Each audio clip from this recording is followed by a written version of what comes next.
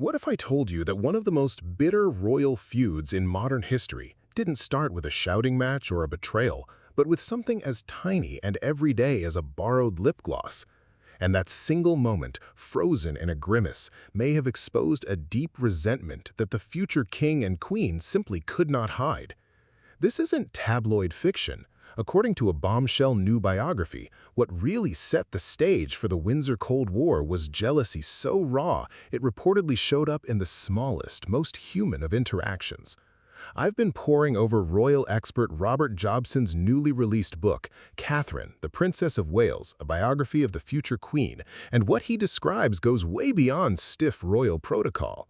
He's painting a picture of a couple who, for the first time in nearly 2 decades, felt their spotlight flicker, and whose reaction may have changed the House of Windsor forever. To understand why this revelation is so explosive, you have to rewind. For years, William and Kate were the undisputed golden couple. Their romance captured the world, the royal wedding was watched by billions, and every appearance, every tour, every child's first day of school generated front-page headlines. They held the narrative. But then, in 2016, Prince Harry introduced Meghan Markle, and the media machine began to pivot. Almost overnight, the fresh energy of the suit star and the beloved spare heir began to hog the column inches. And according to Jobson, William and Kate felt that shift acutely. He writes, and I'm quoting directly, "At first, public reaction to Meghan was overwhelmingly positive, with the new kids on the block hogging most of the headlines, to the point that William and Catherine may have unconsciously raised their game. There were whispers of pettiness, even jealousy." Let that sink in. We're talking about a future king and queen reportedly so rattled by the arrival of a new family member that they subconsciously dialed up their own public relations efforts. But here's where it gets more personal and frankly more uncomfortable.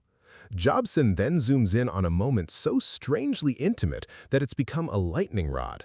Meghan, while spending time with Kate, reportedly asked to borrow some lip gloss. A simple girl-to-girl request that should have been unremarkable. But according to the book, Harry felt that Kate handed over the lip gloss reluctantly, and after Meghan squeezed some onto her finger and applied it to her lips, Kate allegedly grimaced. That tiny facial expression, that split-second reaction, now stands as the reported Exhibit A of a deeper chill. Now, was it truly disgust over sharing a cosmetic product, or was it a physical manifestation of a frustration that had been building behind palace doors? Jobson himself frames it as part of a pattern of petty slights, whether imagined or otherwise. That phrase is key. It means these incidents might have been blown out of proportion, or they might have been entirely deliberate. The uncertainty is what makes the story so sticky. You can't look away because you're trying to read between the lines of a grimace. But what happened next shows that these tiny fractures quickly became gaping chasms. As the whispers of jealousy grew louder, the so-called Fab Four dynamic began to disintegrate. And once Harry and Meghan's relationship with the institution soured, the fallout between the brothers became impossible to ignore. Jobson reveals that inevitably, details leaked of the royal brothers' troubled relationship and the fact that Catherine and Meghan had also fallen out. The petty slights now had a public stage, and the narrative split into 2 warring camps. The carefully curated image of 4 young royals modernizing the monarchy evaporated, replaced by briefing wars, frosty joint appearances, and eventually a hard separation, physical and emotional. Fast forward to today, and the estrangement is total. Harry and Meghan have built a new life in California, while William and Kate have doubled down on their future roles, especially as the Princess of Wales navigates her own health journey with remarkable grace. But here's something you might not know. Despite all the bad blood, sources say Prince Harry still aches over the lost bond with Kate. Royal author Tom Quinn told The Mirror, and I think this will stay with you, he really misses that warm, uncomplicated relationship, and he is torn between loyalty to his wife and regret about the loss of the woman he was so close to. Losing Kate was Harry's second great loss after losing his mother. That's a profound statement. It suggests that buried beneath the lawsuits and the memoirs, there's a brother who once saw in his sister-in-law a genuine confidant and is now grieving a relationship that simply cannot be resurrected on his terms.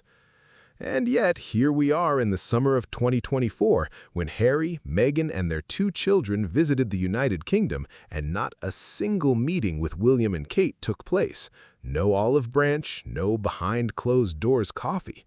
Imagine the tension of being in the same country, breathing the same rainy air, and still being worlds apart. Reports say Meghan feels that Kate should be the first to apologize, a stance that seems to draw a permanent line in the sand. Meanwhile, royal watchers note that William has reportedly made peace with the distance, focusing relentlessly on his duty and shielding his wife from further stress. The big question that nobody can answer right now is whether the lip gloss moment and the jealousy that allegedly fueled it can ever be forgotten, or if it simply crystallized a truth that would have surfaced regardless. What makes all of this so endlessly fascinating is the sheer humanness of it. If Jobson's account is accurate, we aren't just talking about constitutional crises or press wars. We're looking at a family where the older brother and his wife felt upstaged, where a borrowed beauty product became a symbol of territorial anxiety, and where 2 women who might have been allies became symbols of a divide that is now calcified into history.